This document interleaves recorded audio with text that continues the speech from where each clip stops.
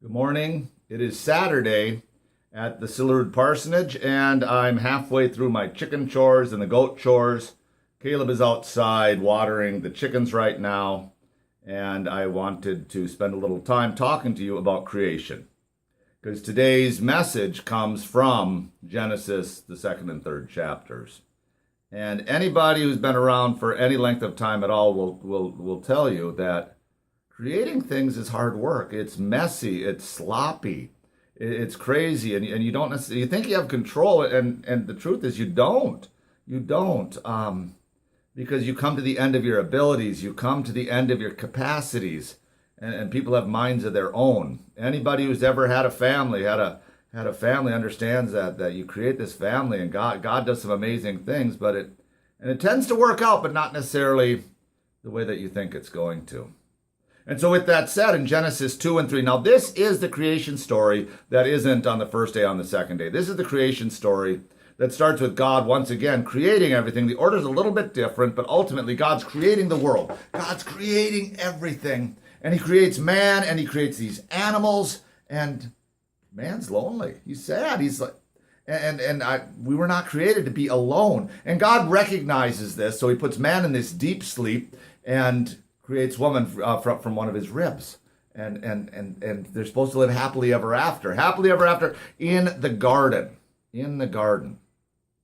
And every one of you probably has at a time in your life when you felt like you were in the garden, that everything was just going right. And then things started to fall apart. Well, that's what happened to Adam and Eve in the Bible. God said, do whatever you want, but don't eat from this tree. If you eat from this tree, you're going to die. And then the snake comes along. and says, you ain't going to die. You're just going to become like God. You're going to know the difference between good and evil. Wow. And Adam and Eve still ate from it.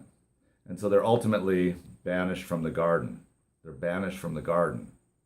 But God does not send them away empty-handed. In fact, God goes with them out into the world. And the rest of the Bible, after Genesis 3, is God finding a way to redeem his people, a people who invariably go back to that tree and keep eating from it because we're just dumb. We just don't get it. We just don't understand it. And so this year, and today is the start of the program year, we're going to work on being able to tell stories. Today, you've already seen 2 or 3 videos from our kids, from our trips and confirmation camps, specific to this. And I want to teach our children, and I want to work with our adults as well, on telling stories, and what that looks like.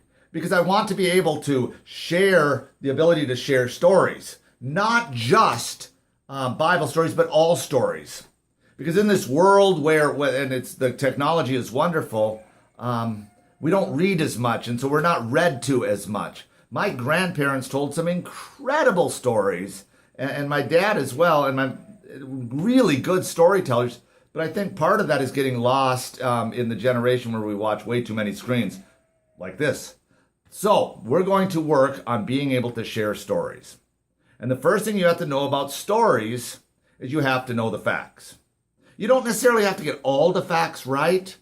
You just have to get the bulk of them right and not be too wrong on the ones you get wrong. But you have to understand what's going on below the surface in any story that you want to tell.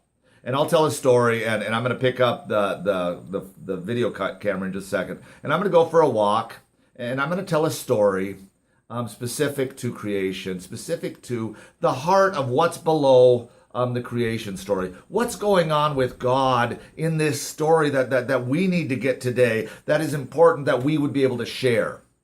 And as we go through this year, this Old Testament into the New Testament, at Christmas and beyond, all the way to Easter Sunday when the tomb is empty, and into the future, what are the stories that need to be shared and how can we share them? And so that's what we're going to talk about this year. That's a little bit what I'm going to do right now. So here we go. We're going to go for a walk.